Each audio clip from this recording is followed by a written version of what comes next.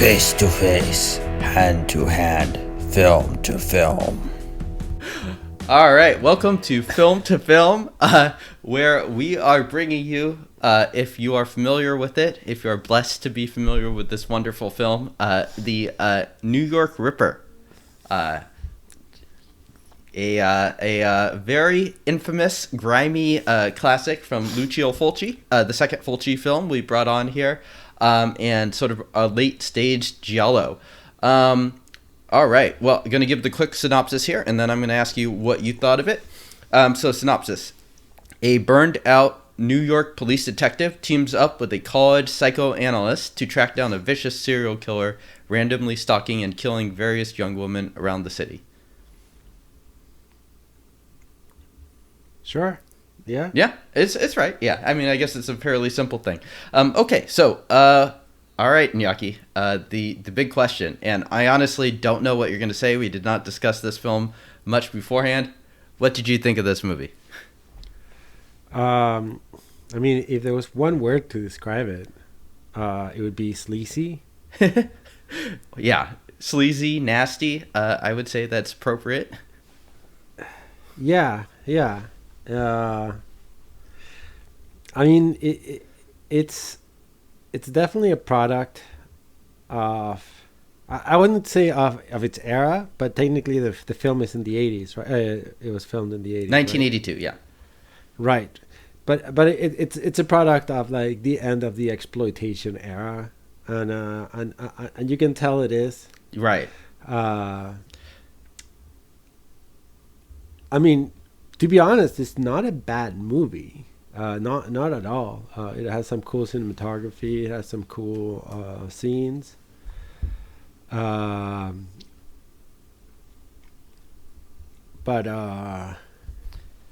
yeah, it's just unnecessarily sleazy. Yeah. I mean, this film is very in your face with a lot of sexuality, a lot of violence, a lot of violent sexuality put there together. Like it is not a subtle film. This film is definitely pushing sort of the limits of what would be the acceptable taste limits of the day.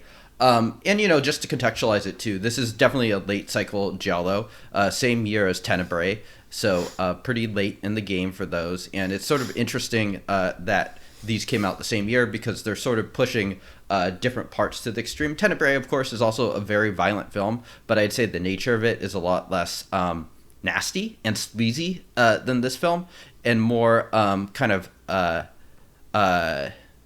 don't know. Argento has a way of making these things arty in a certain way and very artistic in a way that's sort of surreal. And Fulci, I think, is a little more grounded and realistic. And so you really, really feel that sleaziness and nastiness in a film like this. But it's at a time when they're really pushing sort of the limits. I think Cannibal Holocaust was a year or two before this. And so I think a lot of these Italian filmmakers were really just kind of trying to up the ante a little bit after the other. So it's interesting. We saw Don't Torture a Duckling by Fulci, which was much earlier in his career, about 10 years before.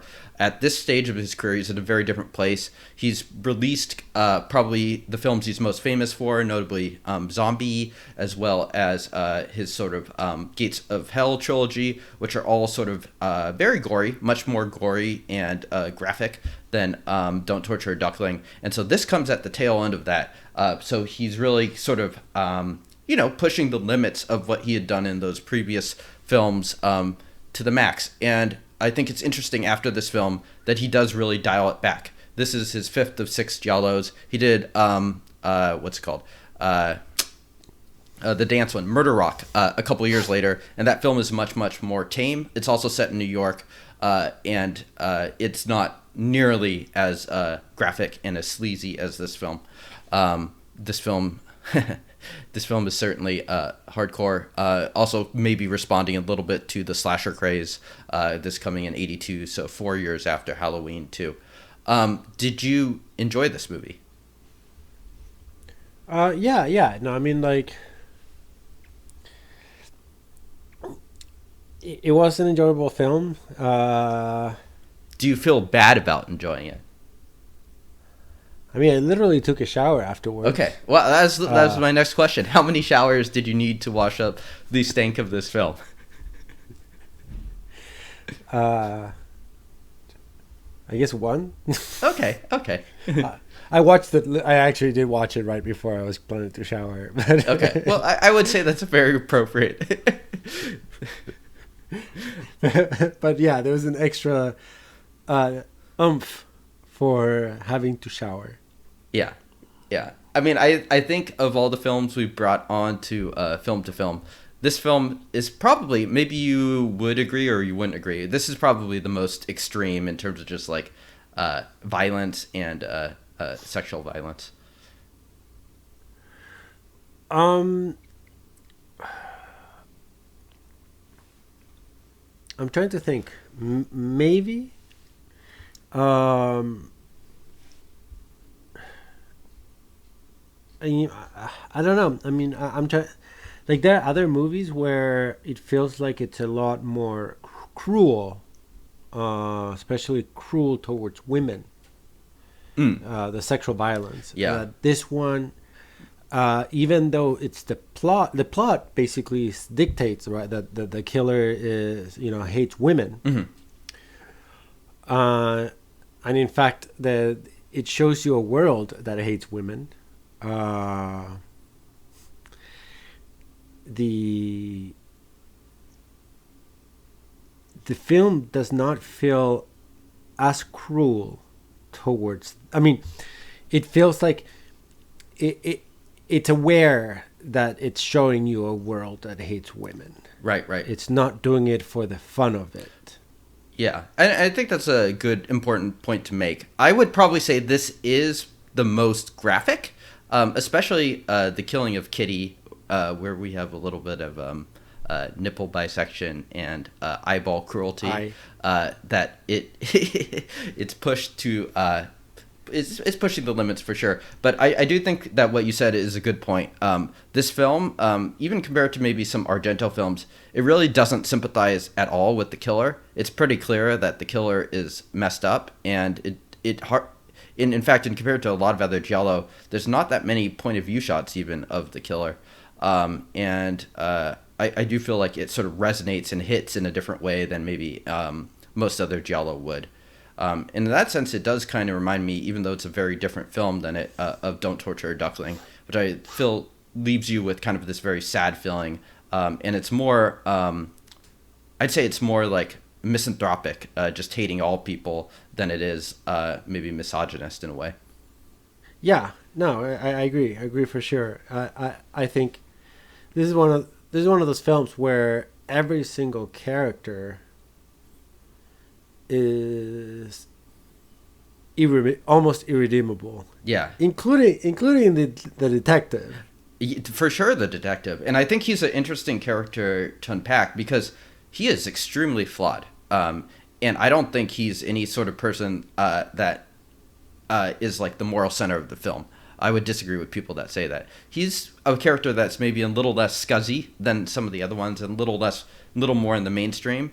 But if any character is the cleanest, it's maybe the psychologist that works at, is it Columbia, I think? Right. Yeah. Right. Yeah. Although, and this is the part where you gotta ask yourself, like, as being a giallo, mm-hmm. right?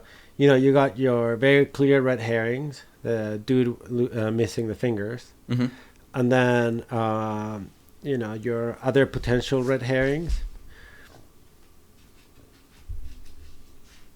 But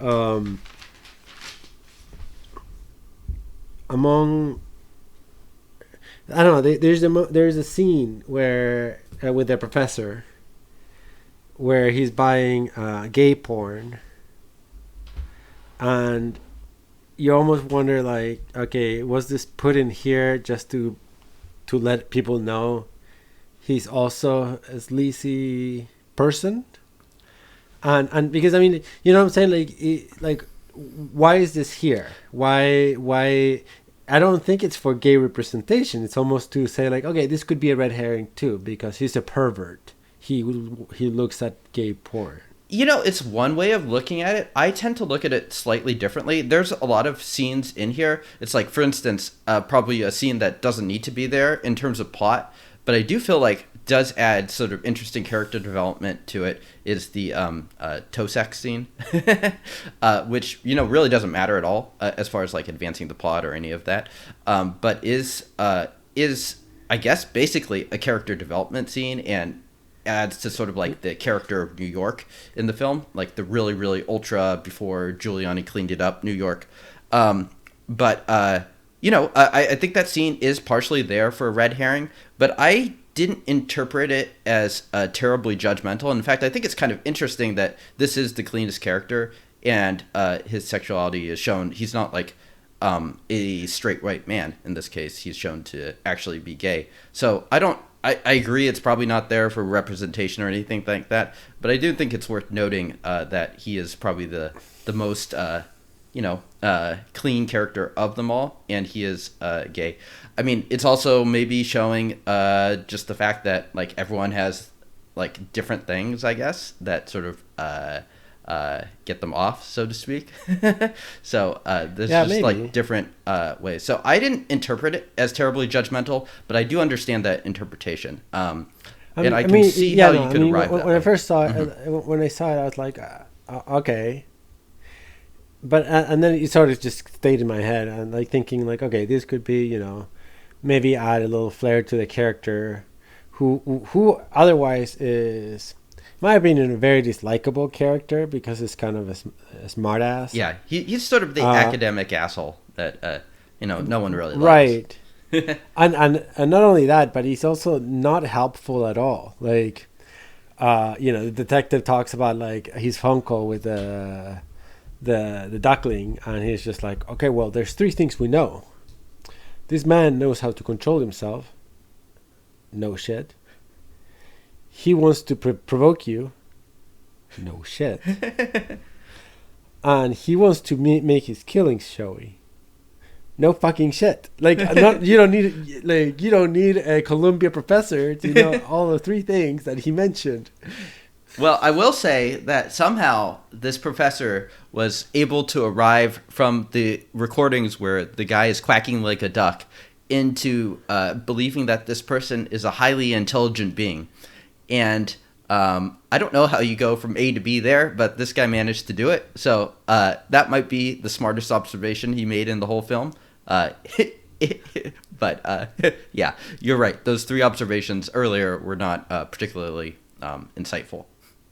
I think that was the first thing he said. It was like he's a very intelligent being who knows how to control himself or something like that. And then he goes into the other 2. But I'm just saying, like, I was like, yeah. How do you get an intelligent being from a guy that knows how to control itself from a guy quacking like a duck talking about killing people? I'm just not sure.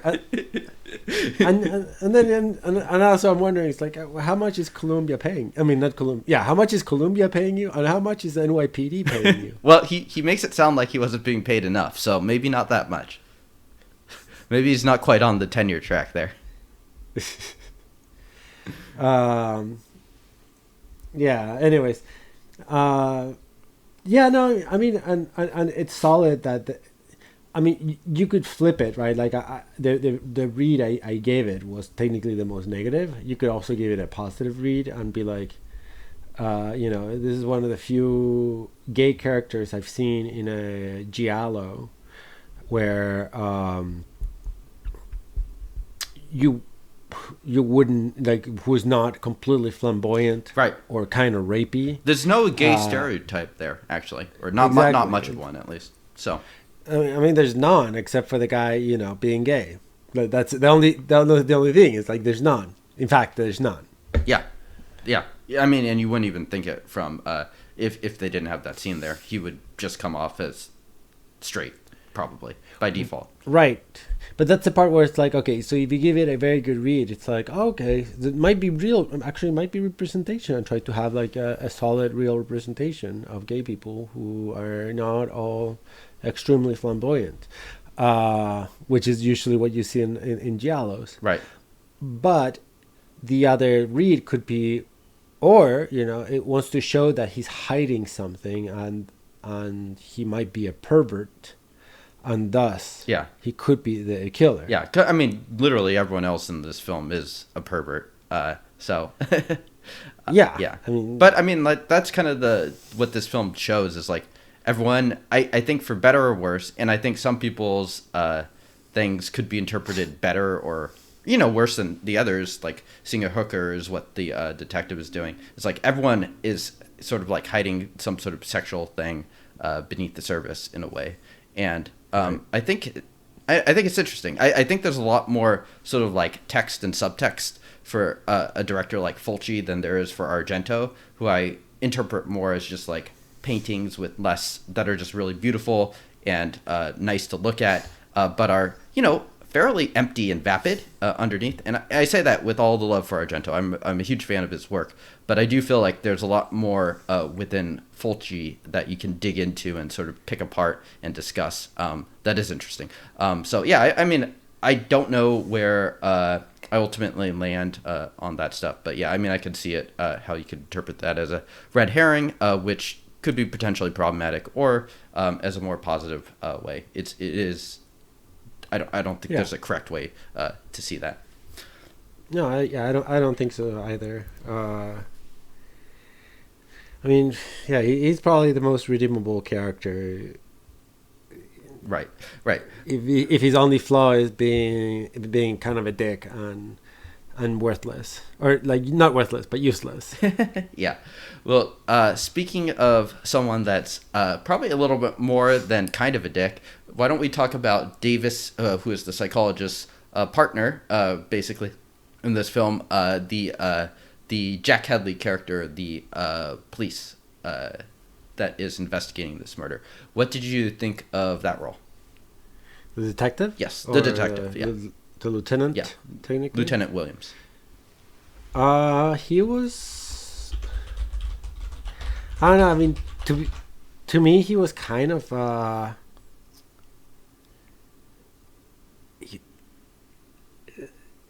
I felt like he was kind of your average detective. In maybe not for a giallo. Actually, the detective characteristics were almost closer to an American detective. Yeah, kind of noir-y, very jaded, hard-boiled, which I agree, more of an American stereotype. Yeah, because giallo detective. I mean, first of all, in giallos like that are set in Italy, the police doesn't do shit. It's usually a detective delegating that job to some passerby who is the main character. Yeah. They're very good they were early on that outsourcing train. Yeah. While here, this is more of a detective and it's more of a procedural. In fact, I mean, this is in the detective side of things. This film feels a lot like a procedural. The detective coming up with theories. Sort of pushing those theories using police, tactics, phone wires, etc. And I mean, it's kind of fun. It almost and this perhaps also has to do with the fact that it's set in New York, but it reminds me stylistically to The French Connection a little bit. But again, the New York probably. No, I get it. Yeah, New York is definitely one of the talking points I have sort of saved for later. But yeah, it does have a really, for an Italian film set in America, they do a great job of just capturing sort of like this very grimy underside of New York that's in a lot of those like 70s or early 80s American films like French Connection, Taxi Driver, etc. Right, but I also feel like the detective itself, the film style, so that's what, I'm not sure if it's because it's set in New York or because this is how Fulci actually intended the film to be that way. Right, but the detective and the film itself felt a lot more like a competent procedural film as opposed to the other giallos set in Italy, which actually move a little bit slower. In fact, the step 1 to step 2 doesn't quite make sense. Even like everything kind of happens out of chance. This one actually had a little bit more of an American rhythm. Interesting, yeah. Or perhaps we've just gotten very used to sort of like that Argento style of giallo that really isn't very.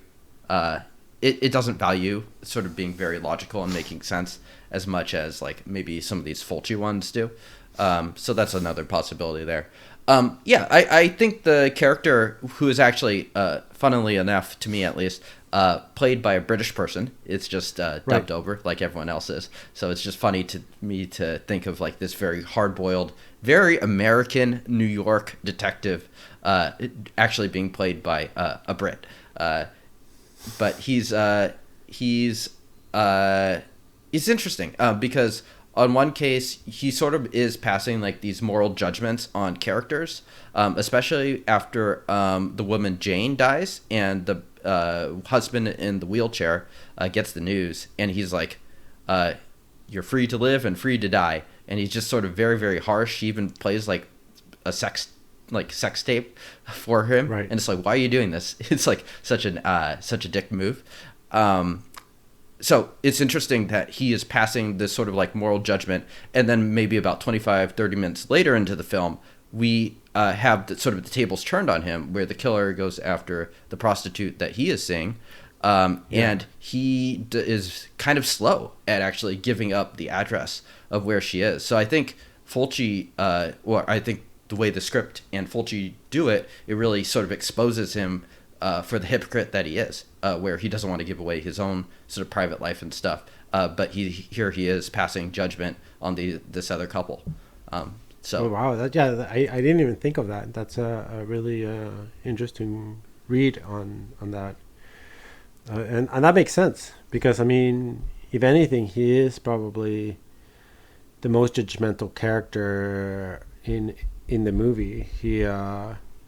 I mean, there's also the scene where they're searching the house of the man with missing fingers.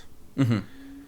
And I mean, they're completely tearing that house apart, and he is he's kind of an asshole to the man's, I don't know if it was a wife or woman who lived with him.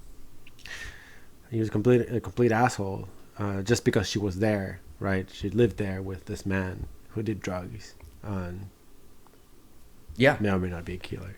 Yeah. I mean, he's kind of an asshole to everyone throughout the film to some extent.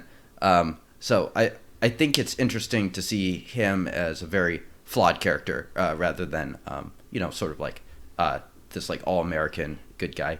The French Connection comparison is also interesting. They put there that was a very big hit in Italy and a big inspiration to the polizioteschi genre.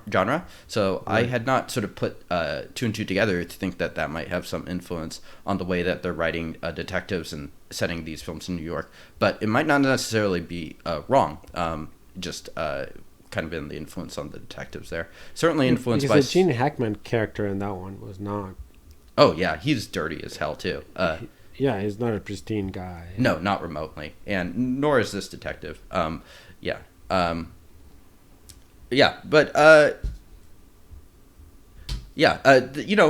film is so in your face with a lot of things. Like, a lot of what you're going to take away the first time you watch it. This is my second time viewing it. I saw it maybe a year and a half ago first. The obvious things are just very in your face, like the gore effects, the extreme violence, that I think it's sort of easy to miss out on something like the more subtle elements of the film. But they're definitely there. And I do feel like this film...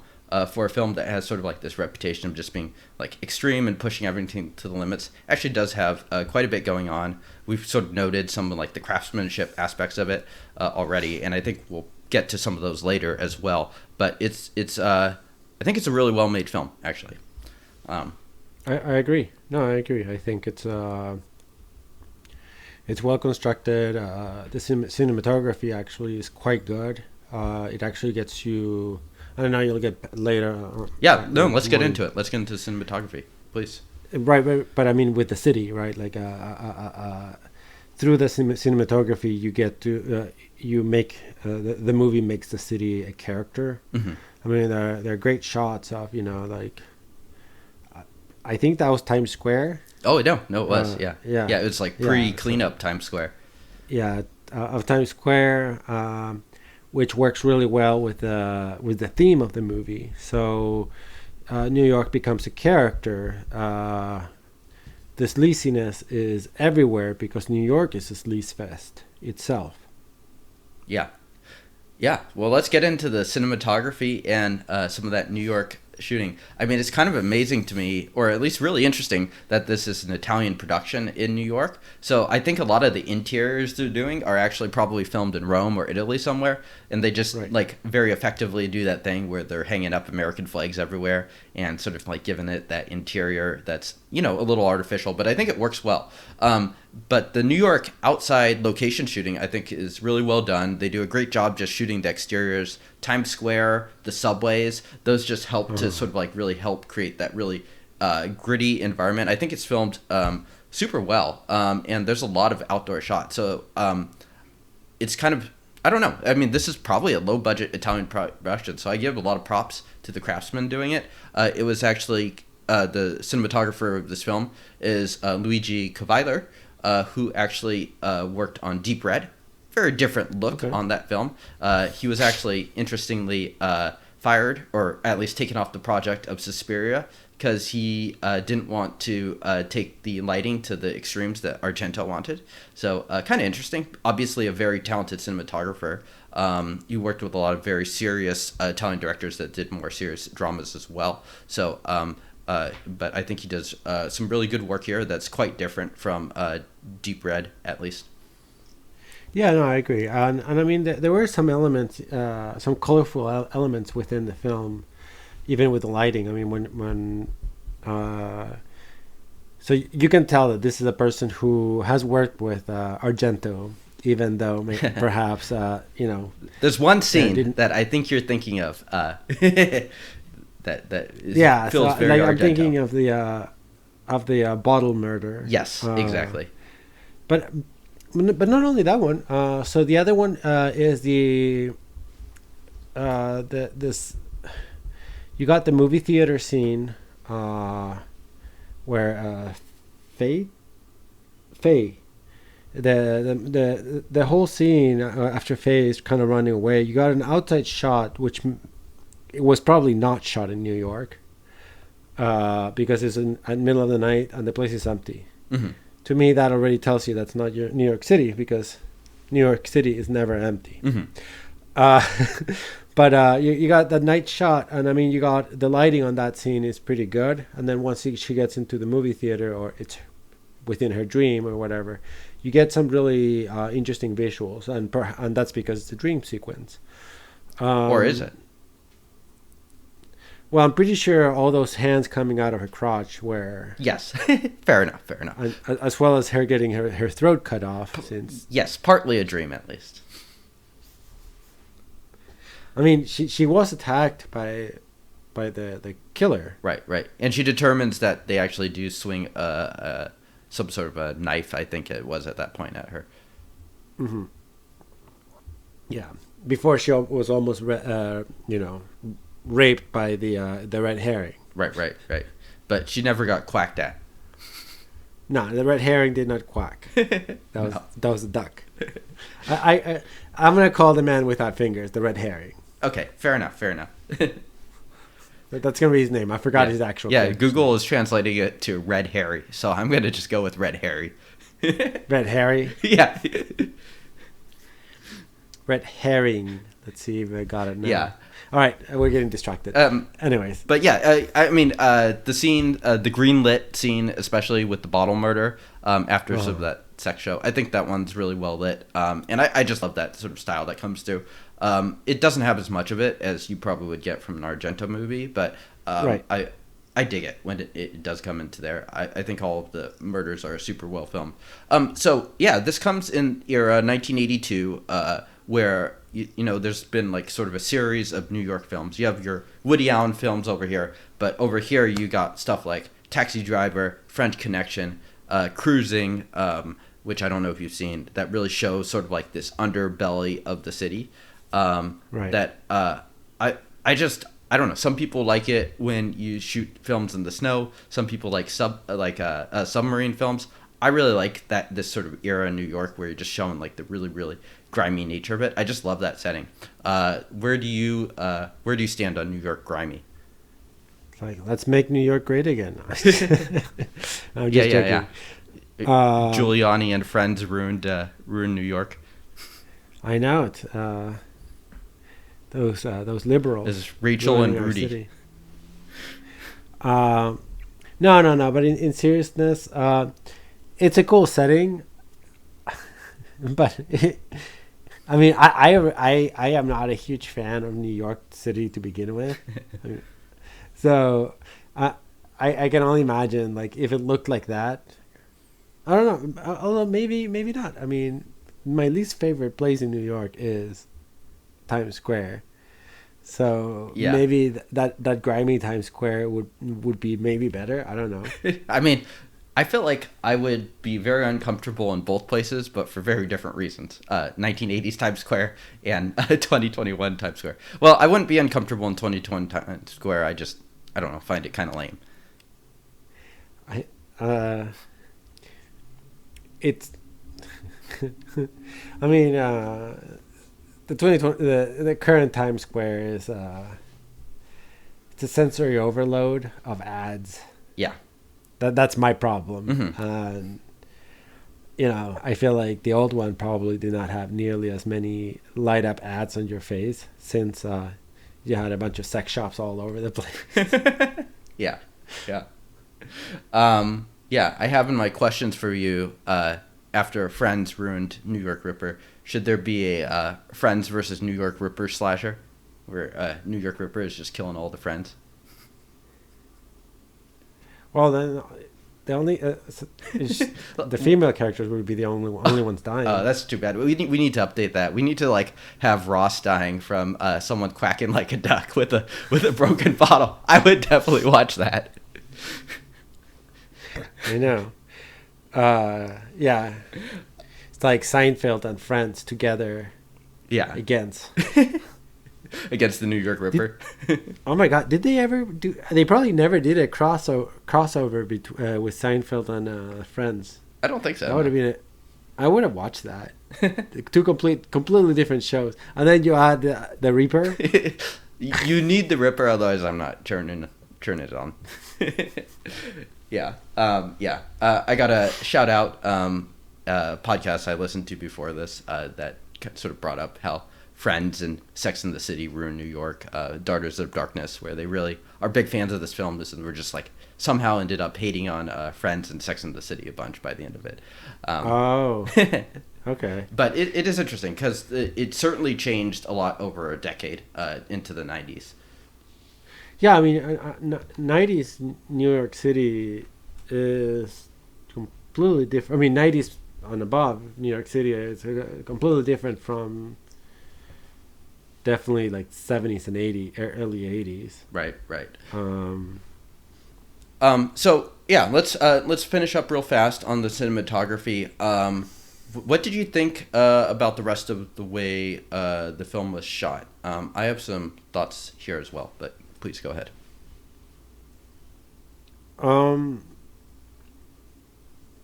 I mean, overall, I thought it was good. It was dynamic, Mm-hmm. and it did a good job telling a story. I'm not sure. Okay. Yeah.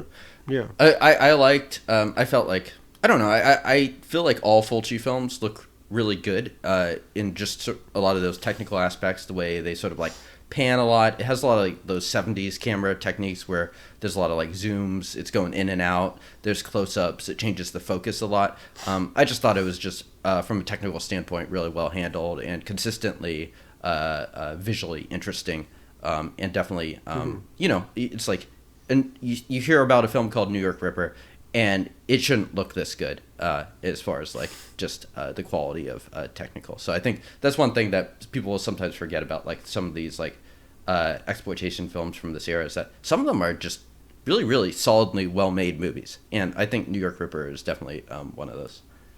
I agree. I mean, again, dynamic, solid.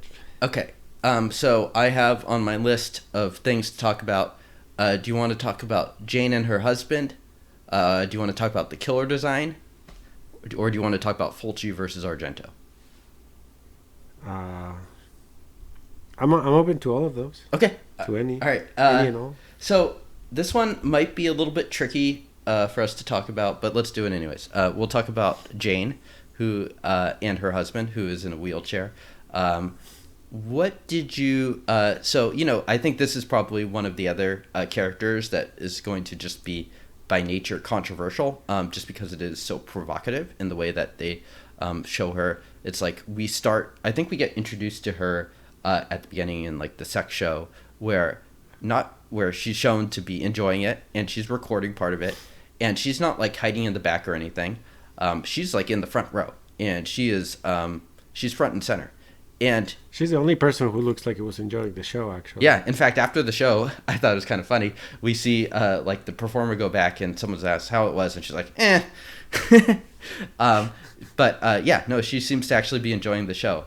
And I think in many ways, it is a little uncomfortable to see scenes with Jane, just because I feel like a lot of that is just we're not used to it. But I actually find it to be quite interesting. Anyways, I was curious to hear your thoughts. I'm going to toss it to you. I don't know. I mean, it's hard to say at some moments.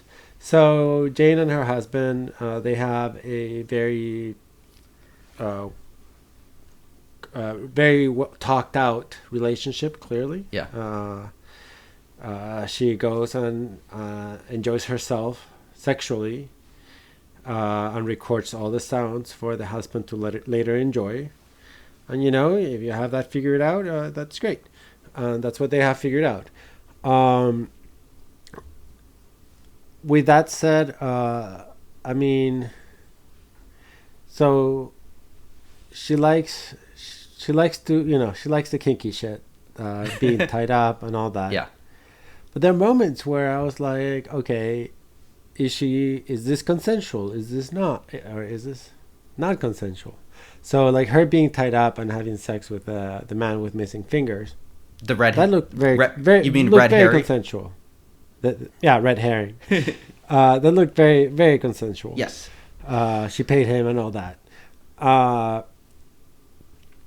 The toe fucking or toe rape, who knows? I don't know if that was consensual. It did not really seem that consensual. And in fact, it was like not consensual. She's enjoying it. And as soon as she says it, they let her go. Okay, I'm not sure what you're you're going at on this one. Message-wise, it's one of those where it always makes me think of no means yes. So message-wise for the film, with her character, in that particular scene, I'm not comfortable. But, Yeah. Just because it's like, it drives down the whole concept of like women who will say no, but they mean yes. Mm-hmm. On that one, on her getting tied to a bed, it's very clear that that's consensual, and that's consensual. Right. Interesting points, yeah, and I don't know if I totally disagree. I think the toe scene is by nature fairly ambiguous, and I do hear your point, which I think is a very sort of contemporary point to make on like no means yes. So that makes sense. I don't disagree with that. But I think it is complicated because I think it is clear that she is attracted to some sort of humiliation or shame there. And so it's like, is she turned on by it? It seems like it. Does she consent to it? I don't know. She's being held down. Yeah. Making... kind of. But she's also... how do I put this I think correctly? she wanted to have sex with the... Yeah, she wants to have... she wants something to happen. She wanted to have sex with a man. I think she wanted to have sex with a man because it all starts with her looking at the man's junk that you can literally see through the pants. So, and she literally is like almost like, all right, come, like she looks at him and gives her like a look, saying like, hey, I'm looking at your penis. So or I'm looking at your crotch. That's a really subtle shot, by the way. Great cinematography there. I know. So 100%, she wanted to have sex, I don't know if she wanted to be held down on that chair for the man to be giving her his fungus in the vagina. I'm not sure. That's all I'm saying. And that's where I go into and the character, her reaction does not really tell you. Whereas I go into, well, I mean, in today's standards, this would be a no. Yes, agree. Yeah. And to be honest, it should have been a no then too, because if you have to hold someone, if you have to have your buddy hold someone down, I think that's a no. Fair point. Yeah. Okay. All right. That's enough about Athlete's Foot. But I do think for a 1982 film, those two characters, Jane and her husband, it's very interesting. And I actually don't personally think that Fulci passes judgment on them. It's like, it's very clear to me, at least, on the scene where she is tied down and trying to get away, that Fulci, we're seeing stuff from her point of view rather than the killer's. And I think it's very clear that she wants to get away. So I think it's a little unclear what the director thinks of, her basically sexual appetite. And I think the film is better off for that because it's ambiguous. I mean, yeah. I mean, when it comes to sexual appetite, I think the film definitely does not pass judgment. She is, I mean, she's just a rich woman who likes to have sex. Mm-hmm. Yeah. And that's really what I got out of it. And has a very, as you said, talked out relationship with her husband, which is very, very contemporary in a way. So that is quite interesting. Yeah. Okay. Let's. I think we already kind of touched on Fulci versus Argento a little bit. Unless you had any additional thoughts there, we can move on to the sort of killer design, which is, I think, intentionally pretty freaking hilarious, but also the kills are horrific, so it gives very strange feel to this. What did you think of the killer design and some of the kills? So by design, you mean the quacking? The quacking? Yes, the quacking. Having to hear a bunch of quacking while you're seeing people being cut up. Yeah. Is this what we're saying? Okay. Yeah, we've moved on to the quacking part of the New York Ripper. Yeah, no, I know. I just wanted to, because by design, I wasn't sure if you meant like character design or the design of the killer pre-knowing. No, we're going full quack here. Yeah, so quacking. It's, I mean, it's memorable. I'll say that. There's not many films where your serial killer is quacking while doing the killing.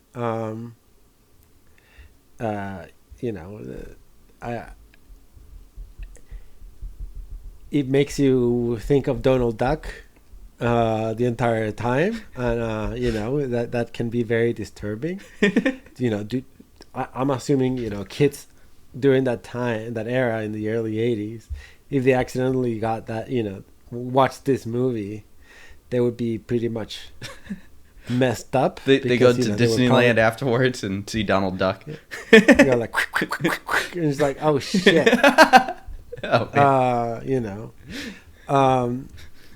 Yeah,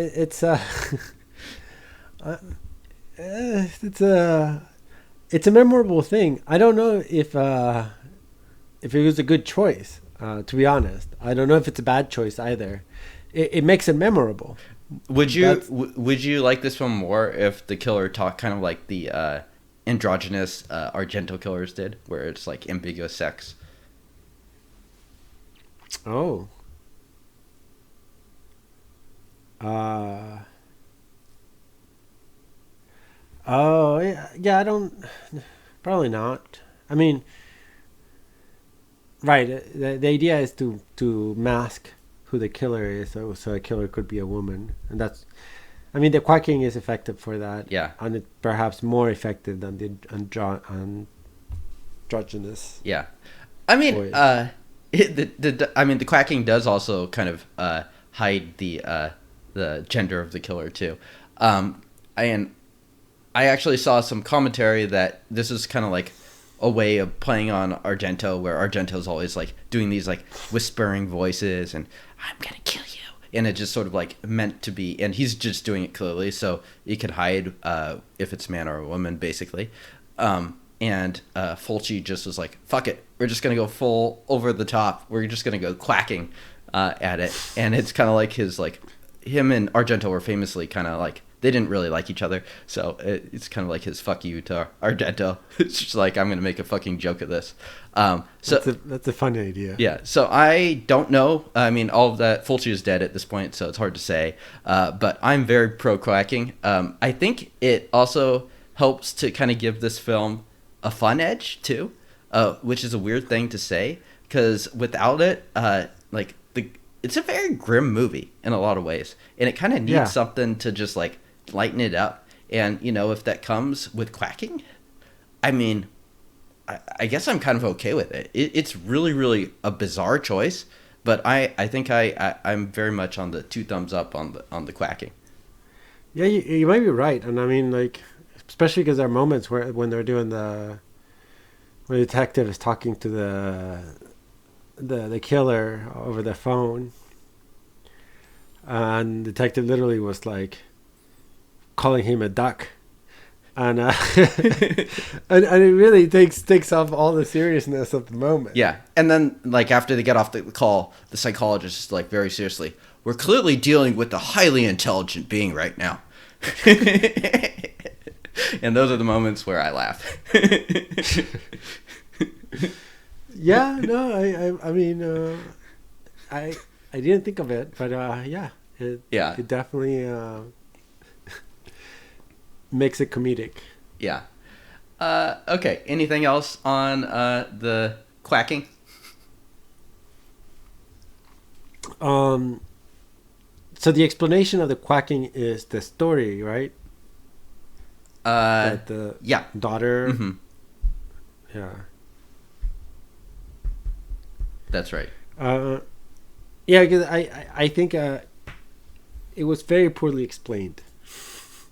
It was, and we'll talk about the ending a little bit later on and how satisfying or not it was in a ways. And I sort of have mixed feelings on that. I don't think it's a slam dunk ending by any means, but yeah.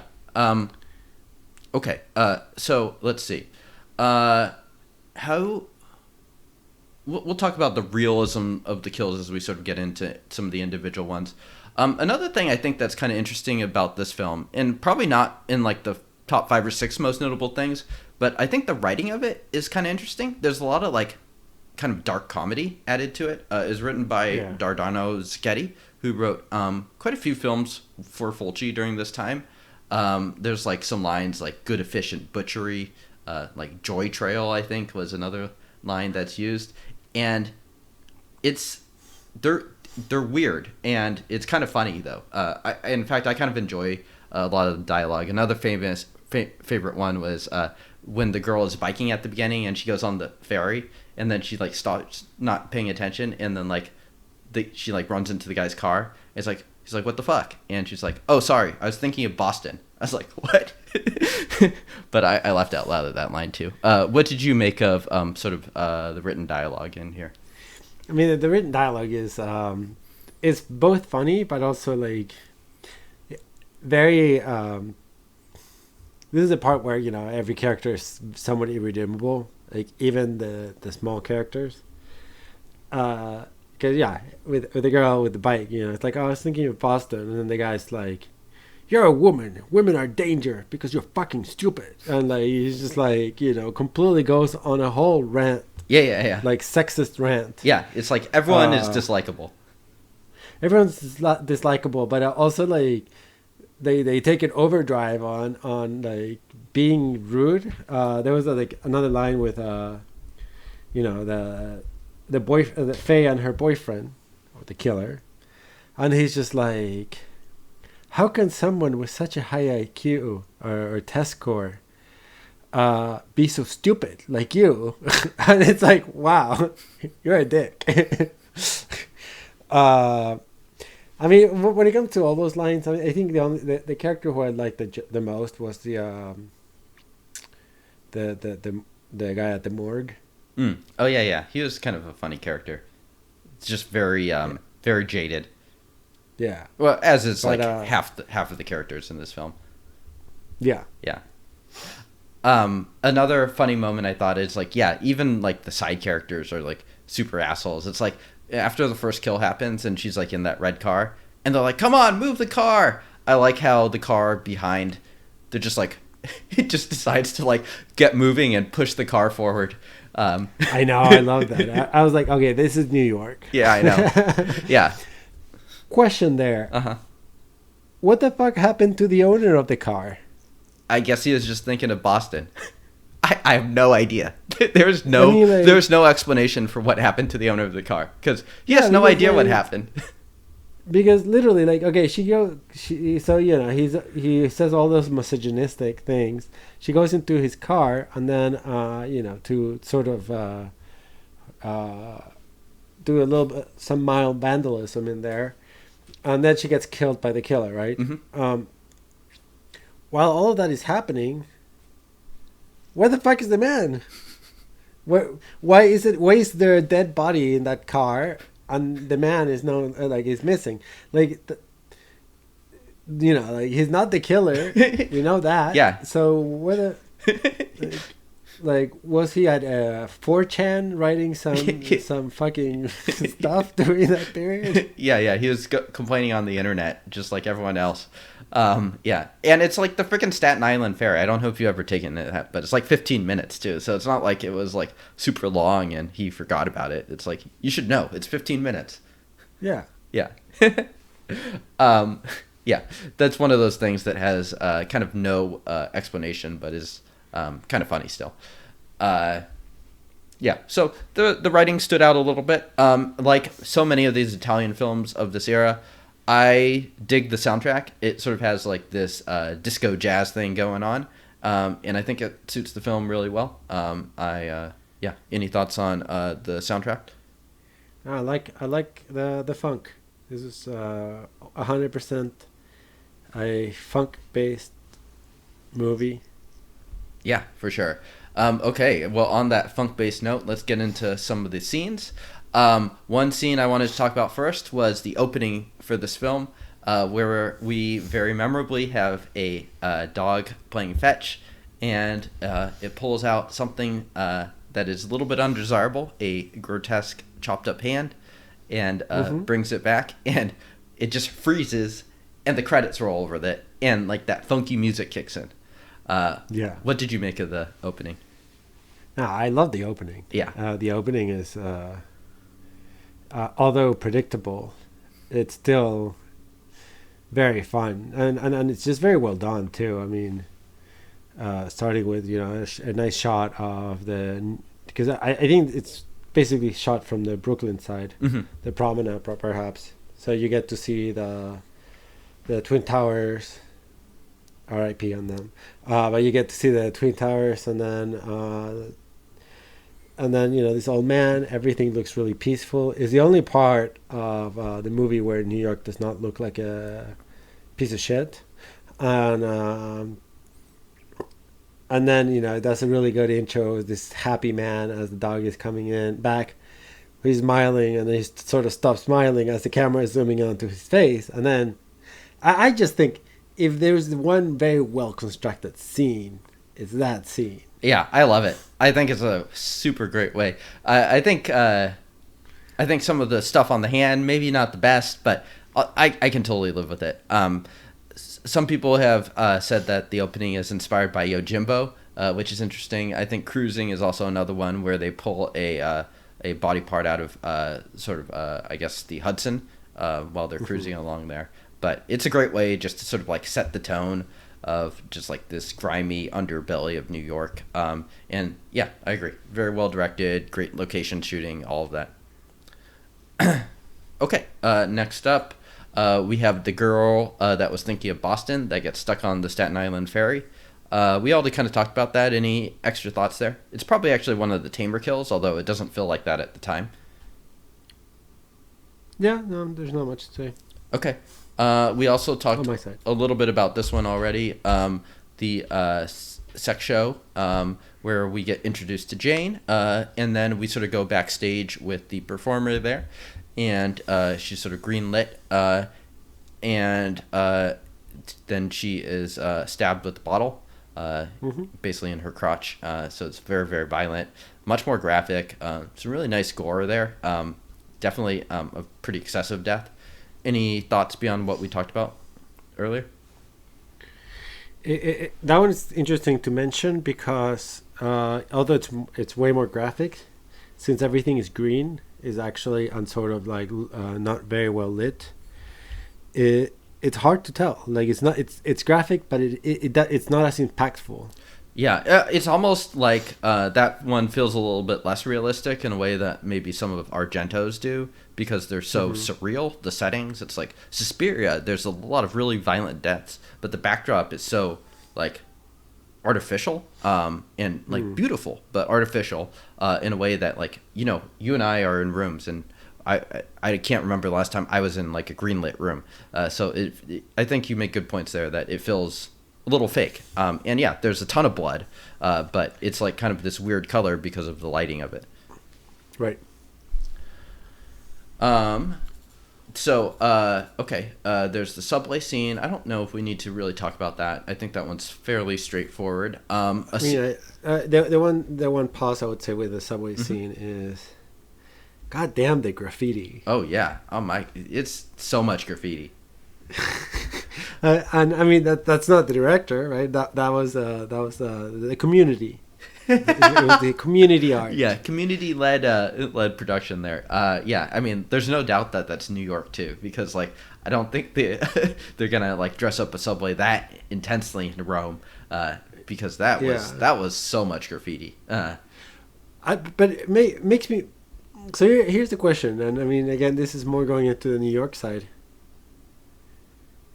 Is it better now without without all that graffiti, or like would do you think it looks better or worse?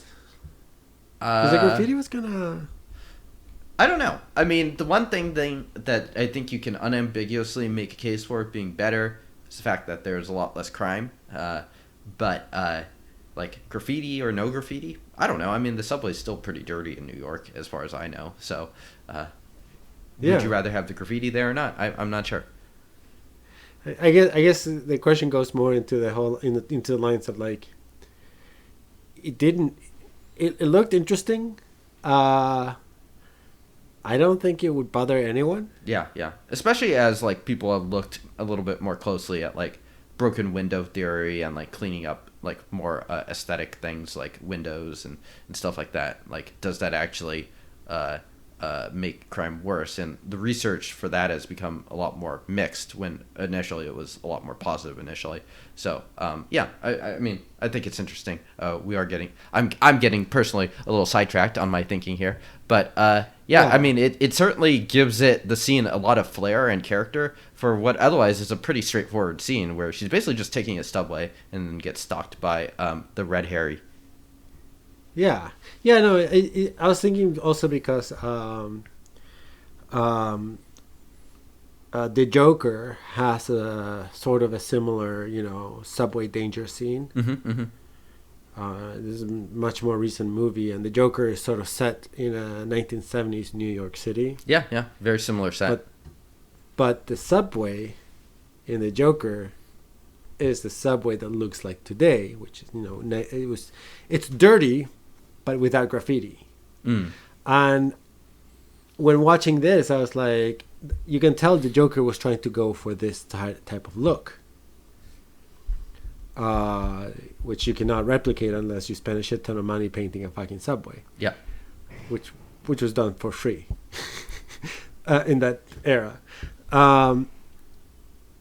And I don't know, it's something that caught my attention. I know this has nothing to do with the filmmaking and all that, but it caught my attention in the sense that I was like, it adds another personality to New York City that it does not have today, and I think it's kind of a waste of money that they were cleaning. Today they probably clean it, and like they probably scrape the graffiti out every day. It's like, that's probably a waste of money. Yeah. Well, I mean, on the plus side, the contrast versus today also gives it like a stronger meaning, at least to me, that you see the subway and it looks like this. And whereas like you and I have both been in New York subways before and they don't look like that anymore. So just seeing Right, that sort and- of like contrast makes it even more impactful. Right, and then going back to the Joker, like not even in the Joker they could make it look like that. Yeah. even like though a the Joker, super high budget. right, and the Joker was trying to recreate the 1970s New York look. Yeah. Clearly they didn't go grimy enough. But yeah, exactly. Yeah. Yeah. Well, yeah. I mean, good scene. I do love the subway. I like this film has just some great location shooting all around, I think. Yeah. Yeah. And it's interesting also to just think of this as an Italian film and what the Italians choose to focus on, just as outsiders. Like, these are not like Martin Scorsese growing up in New York shooting the city. This is like outsiders coming in and shooting a movie. So interesting to see sort of like the scuzzier parts they focus on, as well as like stuff like the Brooklyn Bridge from earlier. I don't know if I have any greater commentary than that, other than just that it's interesting to think of Luigi Cavalier and Fulci coming in and being like, yeah, let's shoot this. Oh, that subway has a lot of graffiti. Let's shoot there. Yeah. Yeah. No, definitely. I mean, they do. It's interesting. I feel like the Italians do love to shoot in at least one subway scene, like in London. Whenever you have like a movie in London, there has to be one scene in the subway system. I don't know if we watched a movie in France, but if there was one, we would probably get a subway scene. Yeah, probably. For sure. Okay, let's keep moving on. Okay, so the next scene I have here is the scene where Jane gets tied up with Red Harry, and basically they have sex, and she is still tied up, and then she hears on the radio, basically a DJ, which is another trope from that time that I really enjoy, basically talking with a real smooth voice, and basically says, why is this man missing two fingers, chopping up woman? And then she had already noted that he is missing two fingers, and she's like, oh shit. And I feel like Fulci in some of the interviews about this film had talked about like making this film like very Hitchcockian, and I think scenes like this are really where that influence comes through. I think it does a great job just shooting the whole scene and just being super patient, how she like slowly gets out of there, how she goes into sort of the hallway. You see sort of like this red exit sign, and I just think the whole thing is like super well done, and extremely tense, just like watching the woman try to escape, and ultimately she is killed, and this one's pretty fast too, but yeah, I think it's very well staged. Any thoughts? No, I agree. I think this is one of those scenes with more suspense in comparison to others. This is, in fact, this is probably the most suspenseful scene in the entire movie. I agree. Right, Yeah. because, I mean, at this point, you're still not sure whether or not he's a killer. I mean, he's not. Yeah. Like this movie is very obvious. Yeah. But if you've watched as many as we have, then you're just like, this guy is the obvious red herring, and he's not going to be the killer. It's going to be someone else. However, if you're a complete idiot, then you're watching this scene, you're like, oh, okay, yeah, he's a killer. So then this is a very tense scene because it's like, okay, when he's gonna do it? When he's gonna start quacking? Right. So just having to see her figuring out how to untie herself, getting her clothes, putting her clothes on, or trying to, Right. all of that is it does a good job, and it makes you, the tension is high.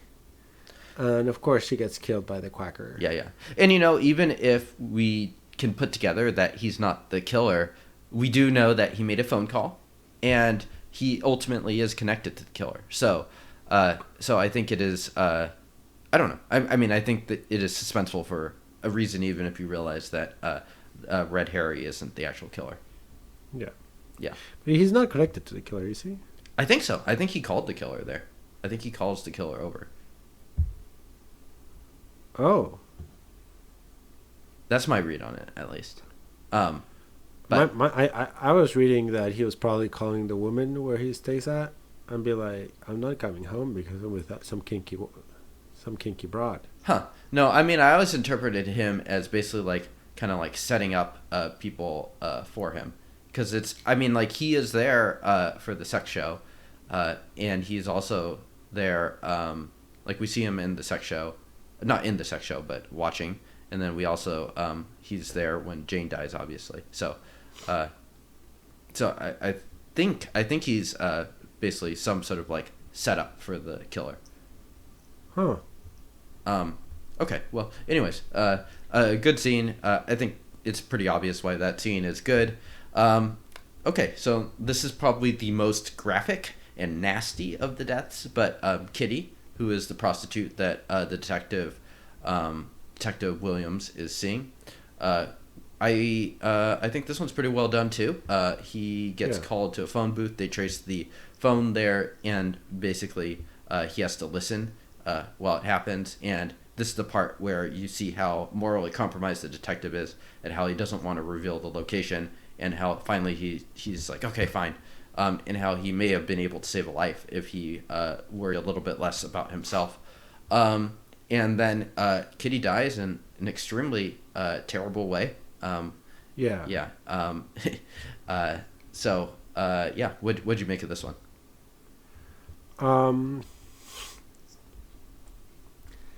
I guess I'm.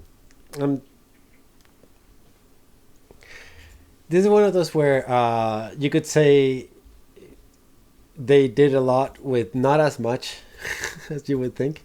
In the sense that, like, I was thinking, I don't know why I was thinking special effects wise, like my head went into that. It's like, oh, how are they doing this? Oh, they're hiding, like the cutting off the nipple. Like if you say it sounds really gruesome, but actually, I don't know. For some reason my mind went into, okay, how did they do this?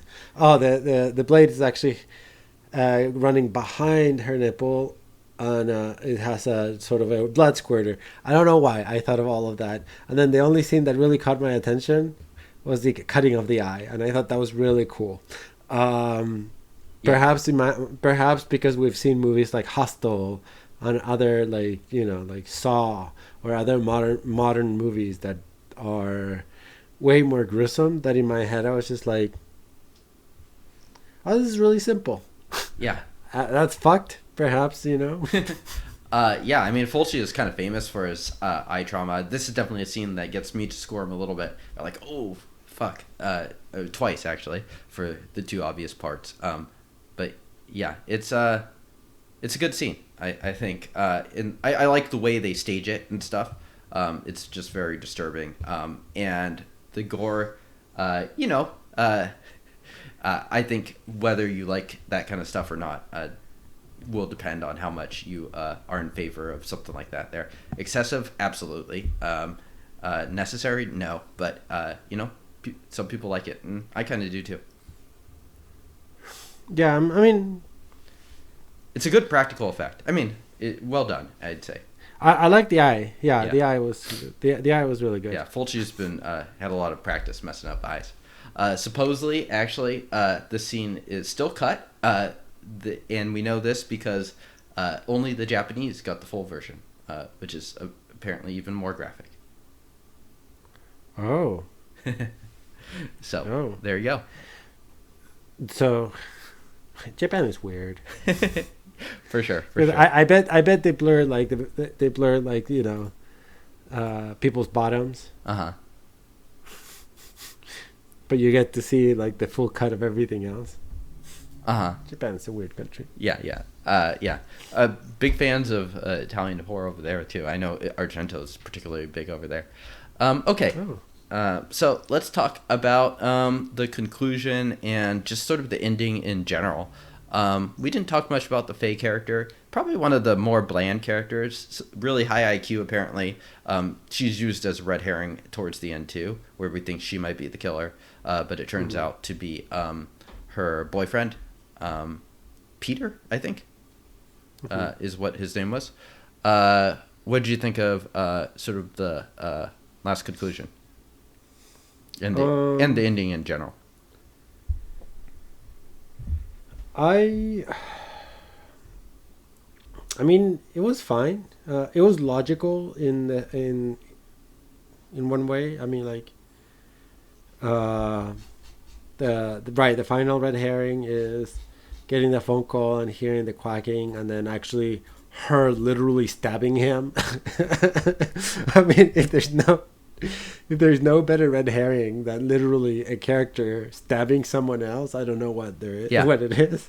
Also, she was apparently smart enough to figure it out too on her own. So, well, I mean, she saw him when he stabbed her leg. that's true. The problem is that she mentally she had hallucinations, so it was hard to tell whether or not It was real. Yeah. Yeah. Because I'm assuming he was not wearing a duck mask when he was killing people. So she saw his face at some moment. Mm-hmm. She.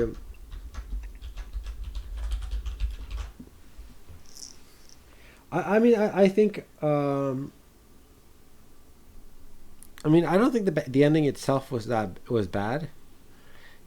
I mean, yeah, no, I don't think the ending was bad. But then it was followed by the explanation by the doctor, and it almost felt like a little too much of a copy of Psycho. When the explanation by the professor.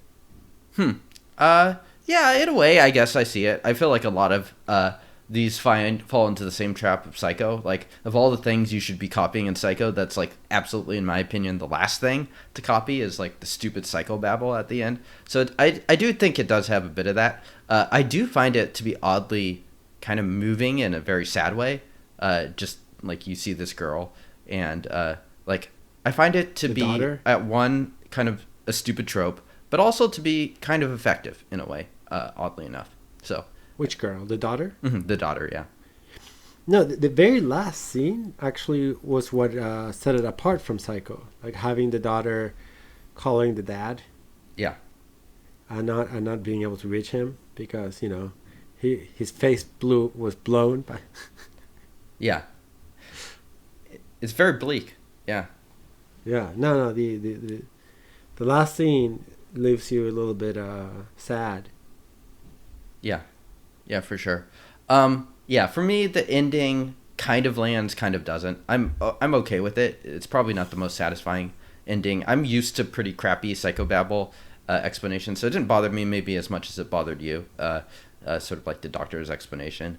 You kind of half expect it in these films, anyways. But yeah, I do find the last scene with the daughter to be kind of appropriately sad and very bleak in a way that I feel like Fulci often hits those notes and Argento does not. Argento's films are weirdly full of like this murderous joy, and Fulci's are often a little more downbeat and nihilistic. And I like both. I think they're sort of different tones for different people. Yeah, I mean, not even nihilistic. I want to say like it's almost reflective of what, like, yeah. Argento definitely. The last kill, the kill of the bad guy especially, is an enjoyable moment with Argento films. It's a moment where also he goes like balls to the walls, right, on how much he's gonna kill the other person. Right. Whether it is killing the other guy, burning a whole building down, ending on a freeze frame while people are while the bad guys are screaming. All of those. That's your Argento ending. No need to explain anything. The person's dead. Yeah. With this one, it is powerful that the last scene is the daughter of the man. Yeah. Who went crazy because of her condition. Yeah. This is a little late in the episode for background, but I'll supply just a little bit of background too on sort of like the Fulci versus Argento thing. Like they definitely had a bit of a rivalry, And I think a lot of directors, Fulci included, tend to look at Argento a bit as like a spoiled child, where he had like a lot of privilege in the sense that his dad was a producer, and so he was able to like sort of get hooked up through the powers of nepotism quite early in directing, whereas Fulci kind of worked himself up and had, by all accounts, much of a harder life than Argento. His wife killed herself after being diagnosed with cancer, and he had a lot of like personal tragedy. He died much younger than Argento, who's still alive and actually directed a film just recently. So they eventually became friends towards the end of Fulci's life, but Fulci definitely had a bit of a chip on his shoulder as sort of more of like the working class director compared with Argento, who is kind of like the golden child, where like Fulci, his most well-known films, he directed like 7 or 8 of them in like a 5-year span, whereas like Argento was wealthy enough that he could sort of space that out and do like 8 in the course of 20 years or something like that. So just a little bit of background that I think helps to sort of explain maybe a little bit of Fulci's outlook and why his films tend to be a little bit bleaker. Okay. All right. What souvenir are you taking from this film?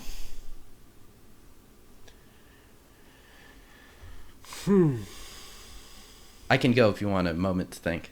Yeah, go. Okay. Yeah, I can go. I'm taking the hand, man. I'm taking that hand from the beginning. Yeah. Come on, dog. Fetch it for me. Go fetch. I'm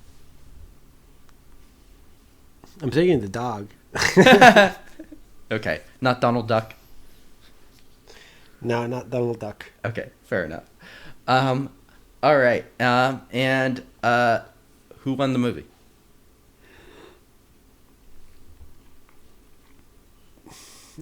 Fulci.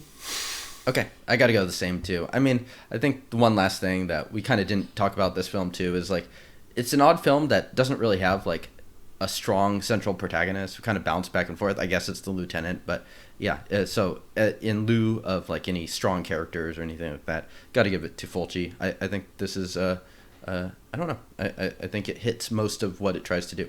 Last thing, rating.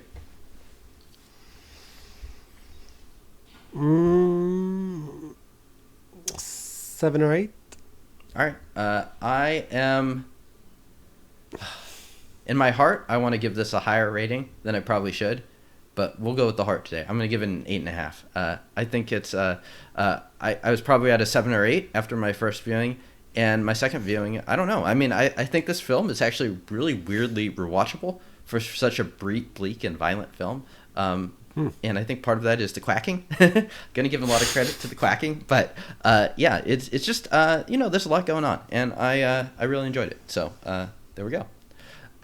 Will you recommend this to your friends? You are one of the few friends that I would recommend this to. I think a lot of other people would have a hard time taking the violence. What about you? Would you recommend this to anyone? No. Okay. I mean, not a good first that's date a lie. movie? Like, I cannot think of many friends who I would recommend this to. Okay. It has to be friends that are okay with cinema pushed to its extremities. Like, yeah, like I mean, if a friend were to come to me and be like, "Hey, have you seen Visitor Q? This is that's a fun movie," I'd be like, "Okay, I think I could recommend this movie too." Yeah. That person. Well, I will say that we have a friend that we're going to be seeing next week, named Joffrey. It would be fun to make him watch this film and just watch him squirm. Especially with the eye scene. I don't think he would enjoy it. In fact, I think he would be quite upset with us showing to him. But I would enjoy watching him. Yeah, especially the eye scene. Yeah. So maybe I have a hint of that Fulci sadism in me too. Okay. Well, this has been the Film to Film podcast. Thank you for tuning in. You can tweet at us at ZAFilmToFilm. You can also send us an email at ZAFilmToFilm@gmail.com. You can see both of those links if you click on the description for the podcast as well. And we will see you all in 2 weeks or 2 or 3 weeks. Ciao. Yeah, it depends on the holidays. Yep. All right. Ciao.